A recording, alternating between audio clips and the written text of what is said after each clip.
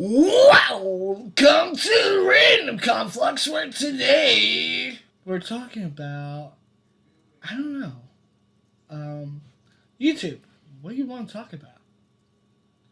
I mean, we could talk about puppies. Puppies. Yeah. Puppies. Puppies. Puppies. Yeah, all the different kinds of puppies. Cute White ones, black ones, small ones, big ones. Yeah. Okay, puppies. Yeah. Round ones, square ones, hoppy ones, droppy ones. Why droppy? You don't want to drop a puppy? You sick man? I meant to say droopy. Oh, brother. Well. Comments below. Tell Zach not to drop puppies. Bad Zach. That's probably what was wrong with my dog. I probably dropped him along his head too many times. With that being said, I'm Zach. I'm John. And this is Random Conflux. And that is a bell. Yeah, there is a bell in the background. Are you going to ding again, Mr. Bell? No, so... Okay, well, while the bell is doing bell things... If they can even hear it, they might not. It's not enough, I can hear it.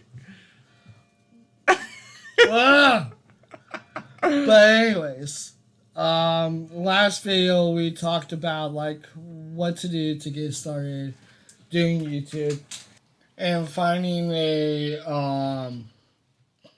way to become active, or along the lines of like finding something that interests you that makes you want to upload content. Yeah. Now that said, we're not the largest channel, but we are steadily improving. And that's the point. Yeah. We started this the November 2 years ago? Last year or the year before, I think. Something like that. Well, we've been up for over a year now. Mm-hmm. And I think our first post, well, our main idea starting this was like in November. Yeah. And I don't think we really got started until like December, maybe. 2022. It has been about 2 years.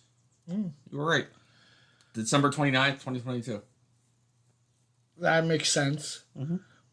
And then about 2 months in, something happens and I end up going completely batshit crazy and basically working myself to the bone, and then having to step away and having you edit. Mm-hmm. And that's kind of a bad start. That's like a bad routine. That's, if you're working with someone in general, it doesn't matter if it's YouTube or any sort of recreation. If you're working with someone, you want to work their pace. You want to make sure that the two are on par and that everybody pretty much has equal value to the content. It also helps if you're using the same program, so it makes back and forth a little easier. Right now, we use Davinchi and Gimp and a few other programs. Before, he was using Filmora, and I was using a program that I prefer not to mention right now because they don't like it when we mention them. Well, I honestly don't care if we mention them at this point or not. They can go suck a chicken leg. The chicken's good. I had good chicken yesterday, actually, believe it or not. It was chicken, and I forget the name of the noodles, but they were like little cheese noodles. And it was good. I'm going to have to try that. But that wasn't the type of chicken I was talking about. No, but anyways, let's move on from that. In this video, we're more or less going to talk about, like, what do you do after you get started? Yeah. What's the healthiest plan to do YouTube? And stop the bells from ringing. Every time. Let's give it a pause and come back, or you just want to keep going? We'll just keep going. And then we're more or less going to talk about, like, if, like, depending on the free alternatives that you pick in order to really start YouTube,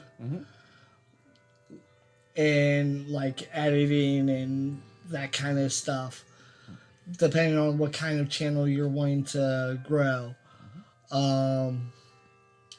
There's different ways to really have that as an option. Yeah. That said, we're talking about free stuff. If you prefer the paid stuff, nothing wrong with that either. Well, we've already talked about the free stuff. Yeah.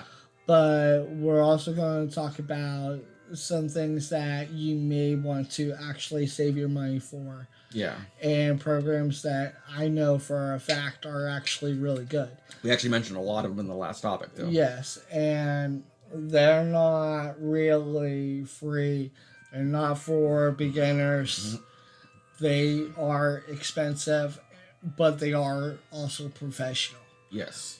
And sometimes you'll find them having really good sales where you can get their software very cheap. And then, like, you don't have to worry about, like, having to pay an arm and a leg for the best type of software. But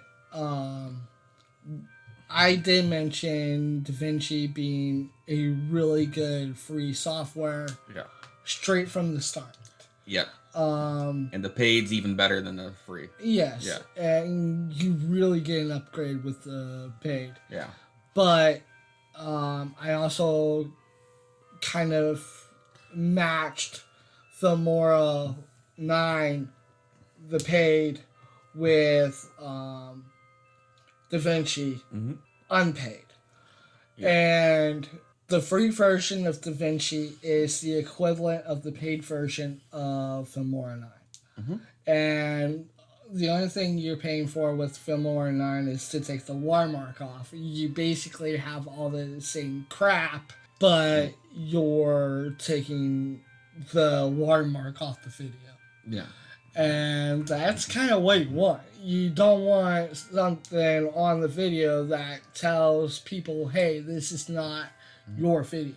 Plus, Davinci is actually used by a lot of Hollywood studios and stuff, too. Yeah. Yeah. Well, so is Filmora, but Filmora is actually very expensive. Yeah.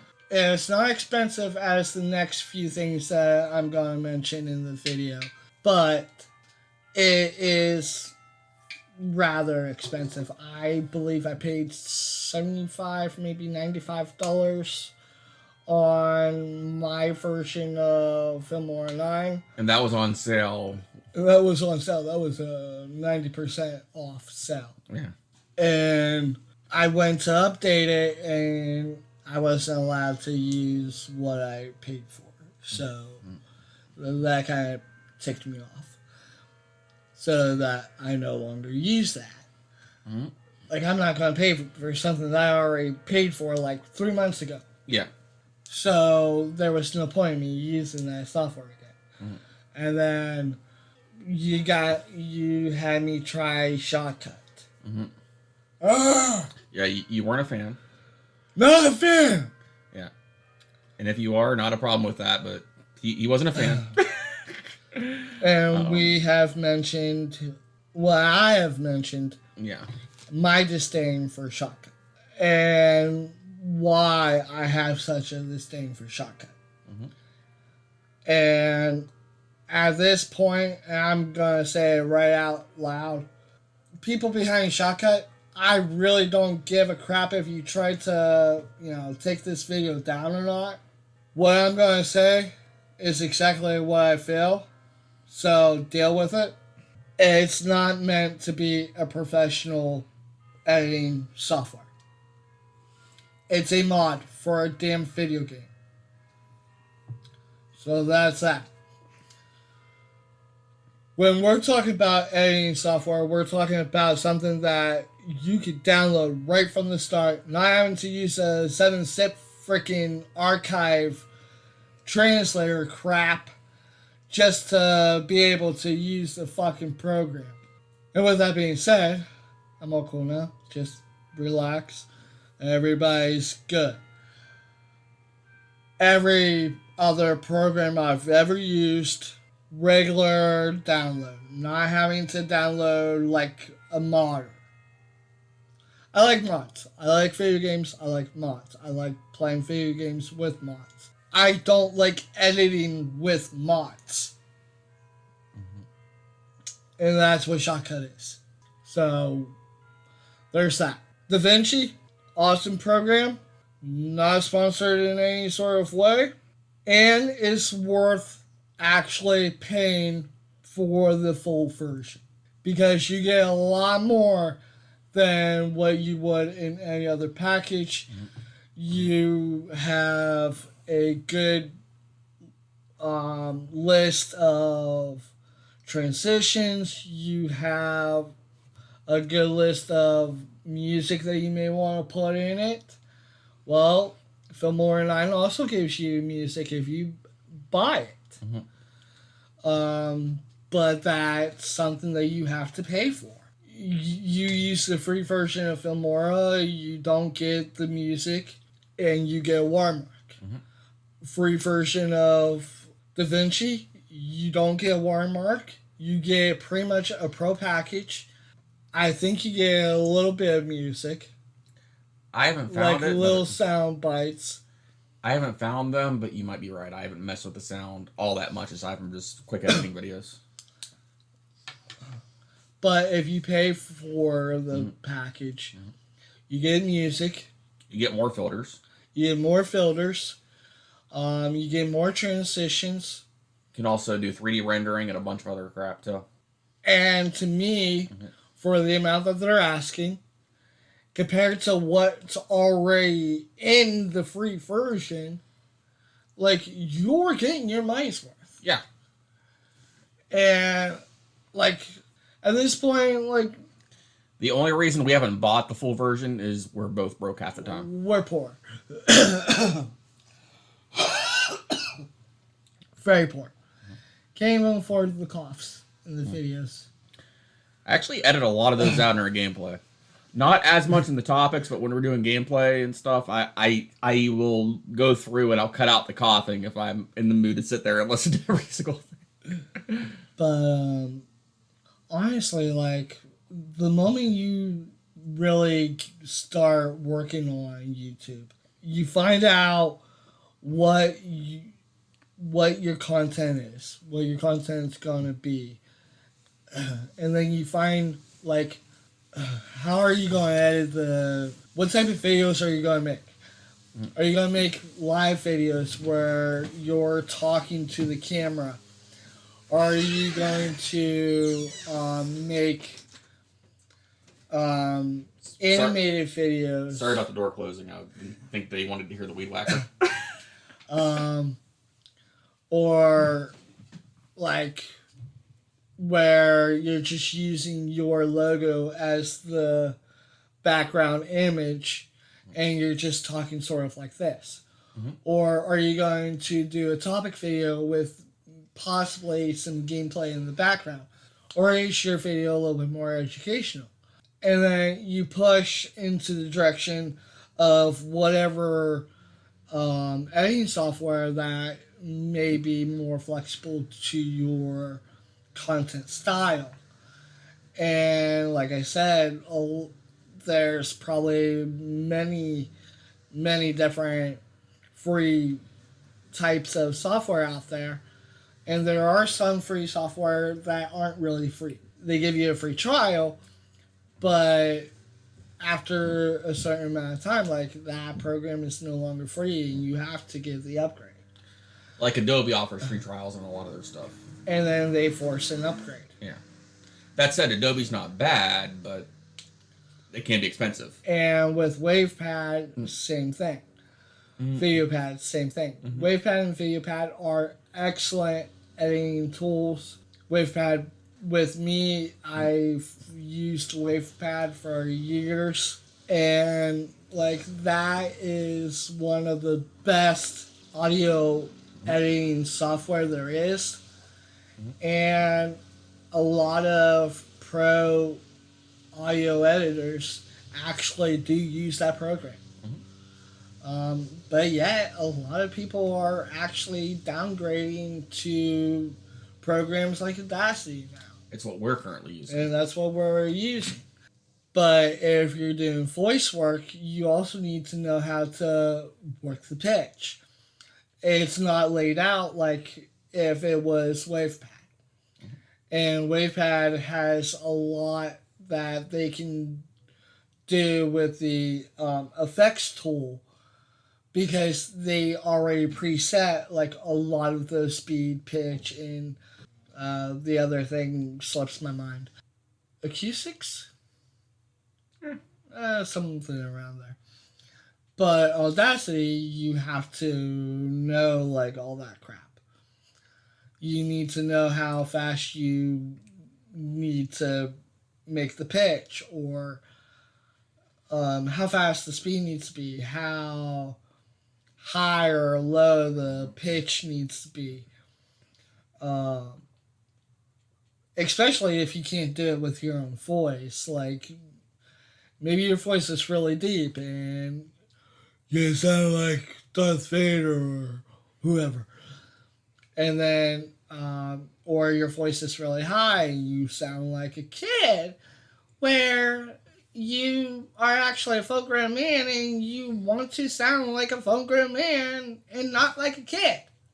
So you kind of go around to a little bit more of a bassier tone for your pitch. And you end up having somewhat of a normal voice, right? Yeah. And just something interesting. Zach has a high-pitched voice in general most of the time, and he's mistaken for a child on the phone quite often. I wish I was making it up. But and I'm probably not the only one. That's why I'm making this as an example. Yeah. You want to get familiar with the tools that you're using. So you want to make sure that it's a tool that you can get the hang of right away. And it doesn't take you that long to really figure it out. The more skilled you are using the software is probably the best option to get. So your free software may end up being the best software you're going to use. But most free softwares also have an optional upgrade, like how Davinci works. It has an upgrade in case if you do need that upgrade. Well, let's say you're already at a point where you're getting some views, you're getting maybe a subscriber here or there, maybe you might start off getting like a handful of subscribers, like maybe 5 right off the bat. And then you're probably lagging a little bit when it comes down to subscribers, but you're getting a lot of views. Well, what do you do then? Do you ride a unicorn and hop off into the sunset? Well, I was going to say, do you just quit and give up? No. You find what attracts your viewers. You do another video the same way, or may switch it up a little bit. And then if you see the same amount staying, and like you lose a couple here or there, that's fine. Find out what works to help keep the viewer engaged. The more that you can keep the viewer engaged, the more likely it is that those new viewers will be subscribers and watch your videos long term. Now, there's also a problem with getting subscribers. Most people don't want to subscribe anymore because they don't want to bulk down their subscription feed. They don't really care about what pops up in the recommendations. They're more or less likely to just put in the search bar and view it that way. And that's okay. That's completely okay. But one of the reasons we say like, subscribe, and comment is because if you like our videos, then that will give you more of our videos for you to digest without you having to subscribe or look up our videos. Mm-hmm. Because if the more you like those videos, the more YouTube will push those videos to you. And the more you dislike those videos, the less those videos will come to you. But if you really like the content that that person is creating, maybe not just that type of video. Like, we don't just have talking videos on this, we have gameplay videos. So let's say you don't like our content, well, you don't like the topics, but you like the gameplay. Mm-hmm. Well, you put a like on the gameplay videos and less likes on the topic videos, and you'll get more of the gameplay video. And vice versa, if you like the topic videos but you don't like the gameplay video. It helps the algorithm match what you're interested in. Mm-hmm. But the moment you subscribe, that helps you find all of our videos, and it helps us as well, and it doesn't cost a dime for anybody that subscribes. But that also gives you more options as well if you subscribe to a channel. Mm-hmm. If you subscribe to a channel, then you can be notified when that channel is doing something new. Yep. That gives you first look at their community tab. That gives you an icon on the side of the screen, and it allows you to have a shortcut to their actual page without having to search for them. Yep.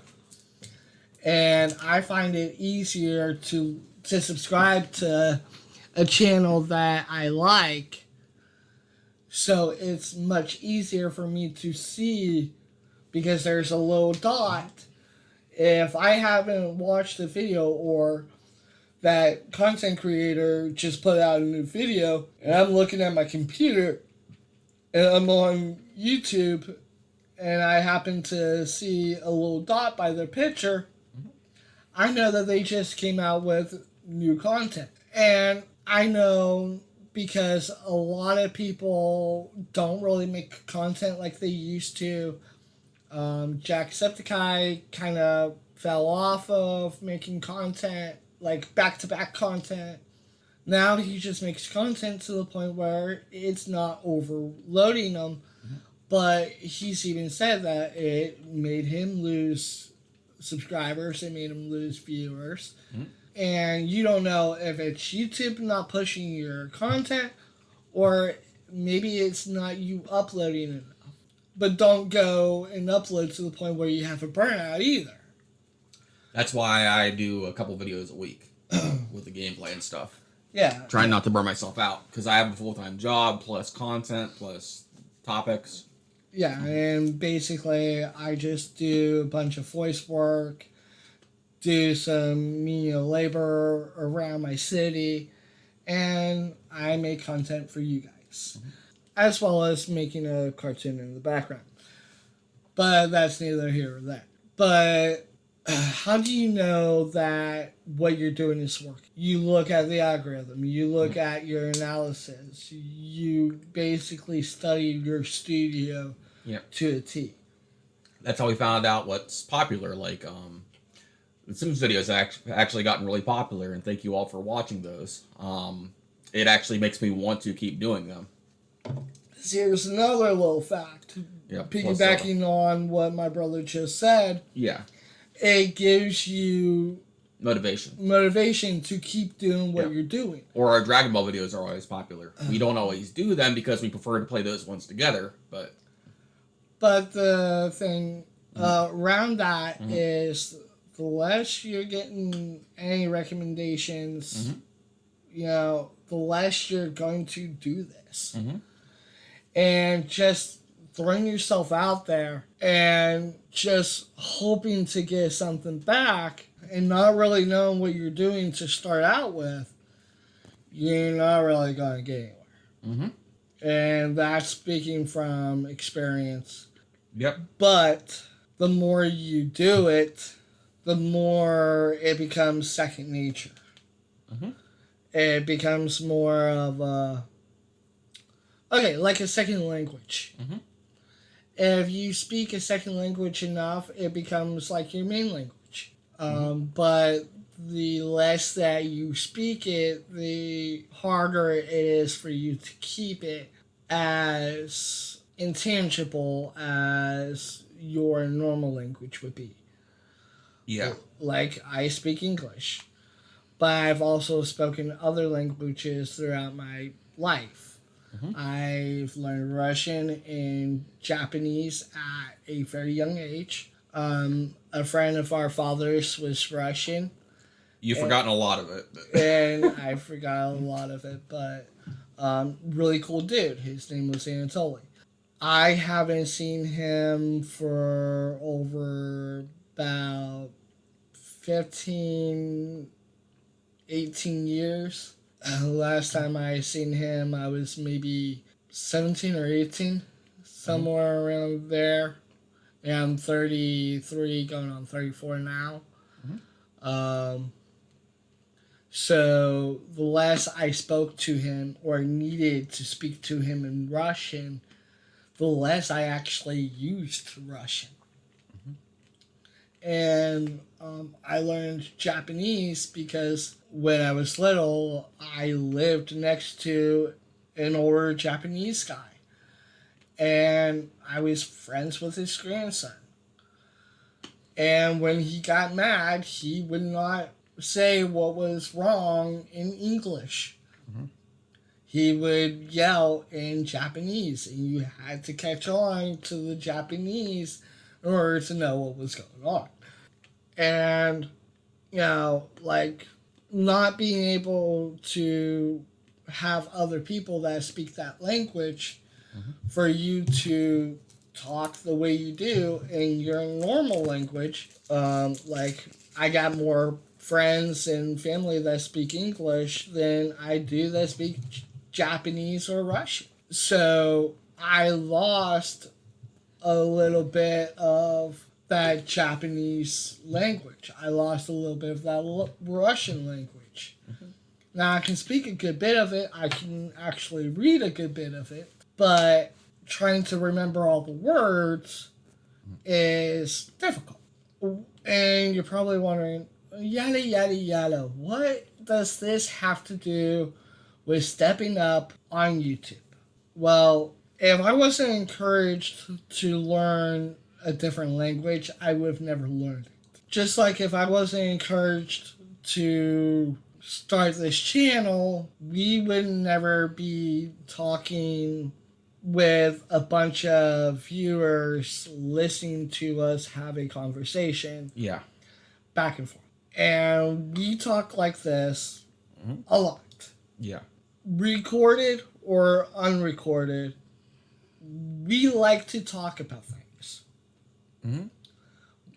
We like to talk about shows that we like. We like to talk about just random conversations. Hence the channel name. Yeah. And that's basically what this channel is. It's we're talking and allowing you guys to chime in. Yeah. And we do answer comments and we do look for your feedback. Yeah, and the more we can get comments on the topics, the happier I will be. But that's the whole point about doing these videos.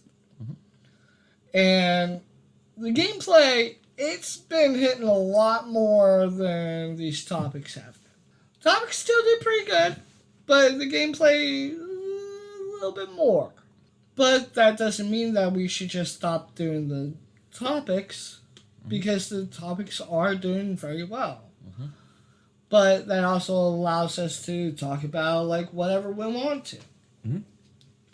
We could talk about the weather today. We could talk about what's been going on in where you live, or hey, here's what's been going on with me here.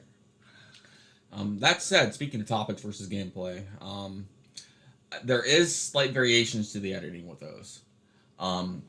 It's similar enough, but like when I do a topic video, sorry, I have a mint in my mouth.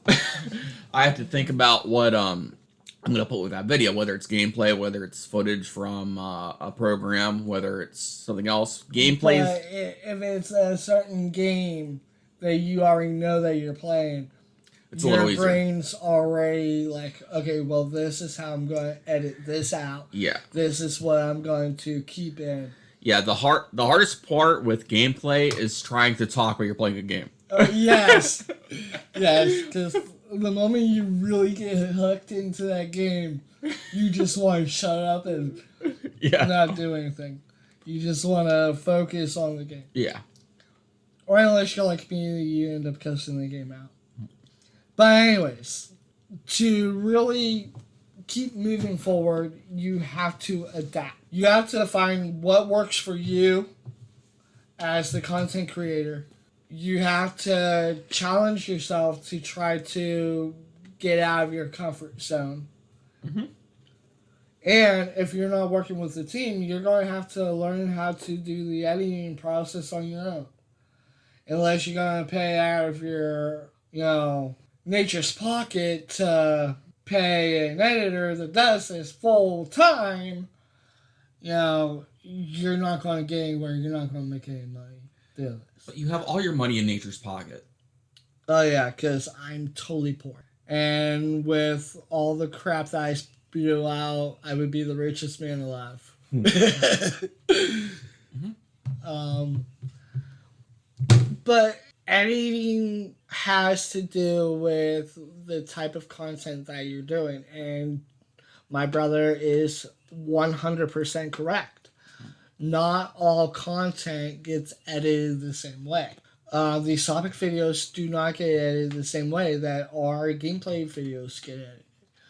When we're editing the topic videos, the first thing I'm doing is I'm staying in Audacity, and I'm looking for any soft spots. I'm looking for any peaks, and the first thing I do is I bring everything up, and then I normalize it so that all the volume is at the same rate, but everything that peaked drops. Mm-hmm. And it helps bring everything to a perfect medium. Mm-hmm. Instead of going in and looking for all the soft spots and raising them, lowering the high spots. Mm-hmm. You do one all and be all there, and it kind of shortens that progress. Mm-hmm. But there are certain things that also has to get done afterwards.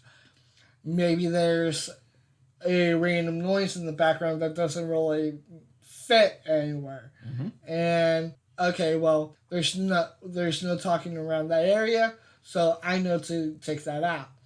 And like JJ said, there's also like us coughing. Mm-hmm.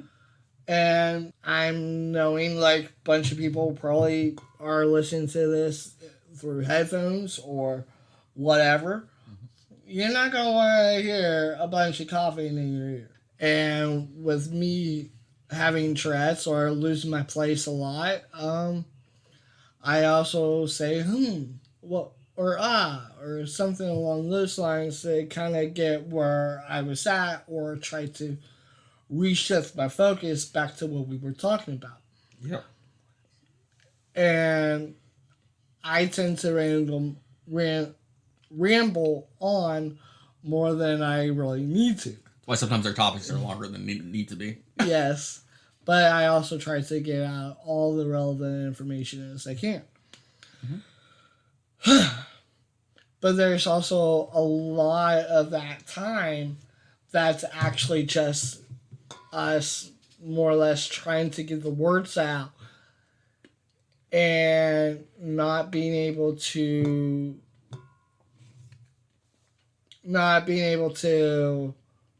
well, like this, that's probably going to get taken out anyways. But trying to get the words to get from the brain to the mouth to articulate. To articulate what we're trying to say.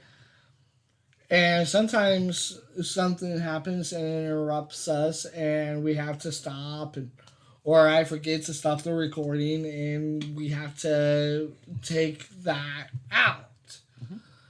Or there's a phone going off in the background, or something along those lines. Mm-hmm. So I have to be mindful with a lot of the stuff that we're doing and saying. And my brother's distracting me with a bunch of AI art. But anyways, are those a bunch of hands grabbing at...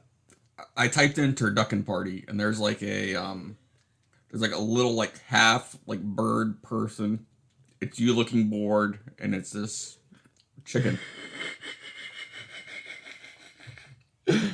I might put it in the topic. Okay. Well, anyways.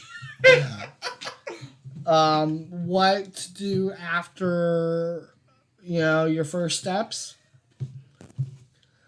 Finding out what part of your content works. Mm-hmm. And I can't express this enough. Really find what works, but don't just stay with that. Writing your content. Mm-hmm. Because maybe you might not start out with something that's gonna work right off the bat. Yeah. Well, don't just stop doing it because it doesn't work right then and there. It just might not be relevant right then and there. But don't also get discouraged. The next time you do a video, do a gameplay. Mm-hmm. Or if you start off with a gameplay, do a topic. Mm-hmm. Or, show yourself doing something fancy, like building a drawer or a box or a doghouse. Mm-hmm. Because, a lot of that is going to turn into content at one point or another. And it may not be content right then and there. But the one way to truly fail at, producing content on YouTube is by not producing content. Mm-hmm. That is the only way to fail. Your fears can actually hold you back from succeeding. Mm-hmm. Your doubts, your own self-criticism,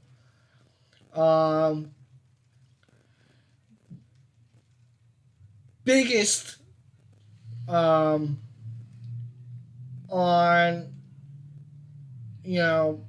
chatter or whatever. Mm-hmm. Or sometimes you'll get a comment that is so criticizing or cynical that it makes you want to stop YouTube. Don't look at it that way. Look at it as a way to, or motivation to shut those people up. Because what they want you to do is fail. They want you to fail at content creation. They want you to fail at life. Don't give them that opportunity. Mm-hmm. If it's something you enjoy doing, then proceed and do so. Yeah. And don't let anybody tell you what you're doing is wrong. If it's content that you enjoy doing, then continue. Yeah. Sorry about the background noise. It's raining a little bit. Yes, there is rain where I'm at. But with that being said, and I'm not going to make this any longer than it needs to be, but keep from making this video really, really, really, really, really, really long, we'll talk more about, like, okay, you've gotten a good bit of subscribers in a steady rate, you got a good bit of views in a steady rate. What do you do then? And where do you continue to progress? Yep. And we'll talk about that in a third part of this video. Yep. And with that being said, again, like, subscribe, comment. It doesn't cost a thing, dang it! It costs time out of your life. Time is valuable. Well, time is not money, sir. It could be. What if you paid with your time? Then all the clocks that I've broke. No wonder I'm broke. With that being said, this has been Random Conflux. I've been Zach. I've been John. And say goodbye, Vegeta! How dare you! I, the Prince of all Saiyans, will never bow before you. You will bow before me.